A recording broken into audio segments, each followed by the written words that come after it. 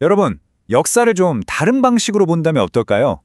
그냥 있었던 사건들을 쭉 나열하는 게 아니라 그 안에 숨겨진 어떤 거대한 패턴을 발견하는 거죠. 자, 오늘 그 놀라운 구조 속으로 한번 들어가 봅시다. 보통 우리가 역사를 생각하면 하나의 긴 선, 그렇죠? 과거에서 현재 그리고 미래로 쭉 이어지는. 근데 정말 그럴까요?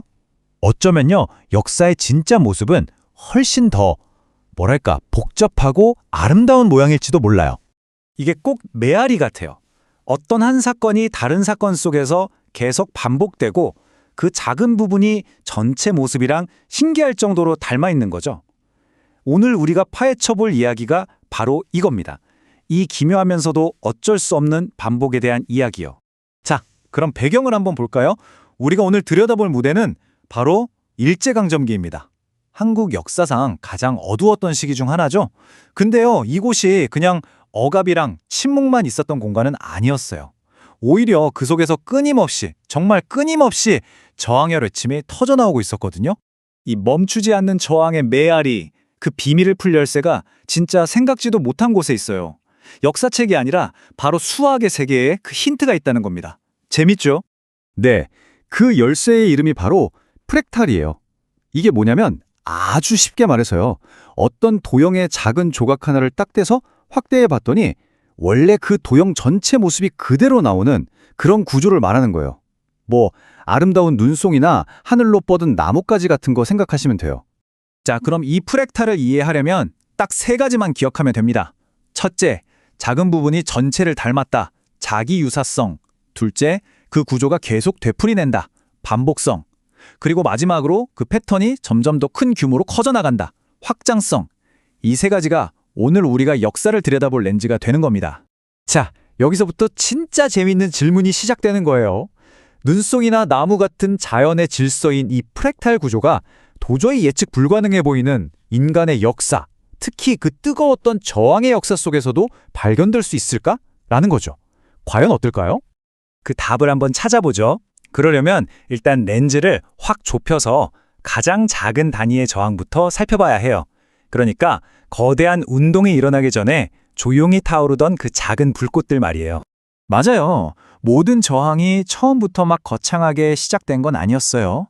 뭐 교실에 모인 학생들의 비밀 결사라든가 마을 교회의 작은 모임, 아니면 착취에 시달리던 농민들의 소박한 봉기. 대부분의 저항은 바로 이런 작은 공동체 안에서 싹이 텄죠. 그런데 말이죠, 이 작은 저항들을 가만히 들여다보잖아요? 그러면 놀라울 정도로 똑같은 엔진이 보여요. 억압이 있고 그 때문에 분노가 쌓이고 결국에는 어떤 행동으로 폭발하는 거죠. 이게 바로 저항을 움직이는 가장 단순하면서도 가장 강력한 순환 구조인 거예요. 바로 이겁니다. 이게 우리의 첫 번째 발견이에요. 규모는 작지만 억압에서 행동으로 이어지는 이 완전한 저항의 DNA가 이 작은 단위 안에 이미 완벽하게 다 담겨 있다는 것. 이게 바로 전체 모습을 그대로 간직한 프랙탈의 시작점인 거죠. 자, 그럼 이제 이 작은 불꽃들이 어떻게 거대한 들불로 번져나가는지 한번 볼까요? 프랙탈의 그 확장성이라는 게 역사 속에서 어떻게 나타나는지 직접 확인해 보자고요. 가장 대표적인 예가 뭐겠어요? 바로 1919년의 3.1 운동이죠. 생각해 보세요. 서울의 한 공원에서 시작된 만세 소리가 마치 살아있는 생물처럼 순식간에 전국 모든 도시랑 마을로 쫙 퍼져나갔잖아요. 이게 바로 저항의 프랙탈적 확장인 겁니다. 이 거대한 움직임의 패턴을 한번 보세요.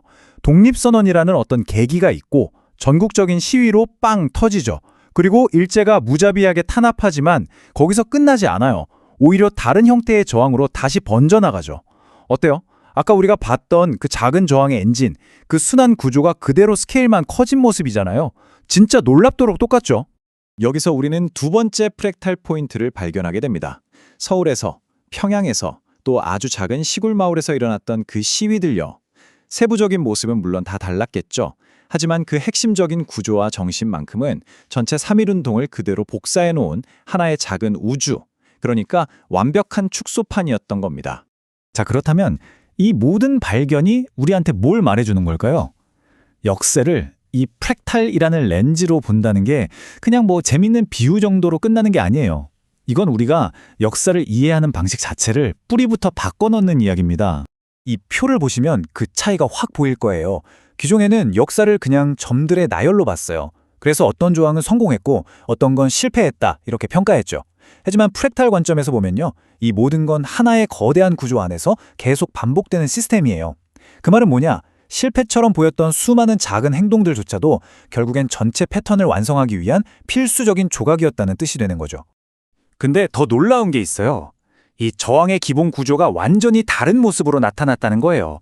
예를 들어서 만주벌판의 무장투쟁, 우리말과 글을 지키려던 문화운동, 또 미래 세대를 키우려던 교육활동까지 표현하는 방식은 다 달랐지만 그 속에는 억압에 맞서서 희망을 만든다는 똑같은 프랙탈 코드가 반복되고 있었던 거죠.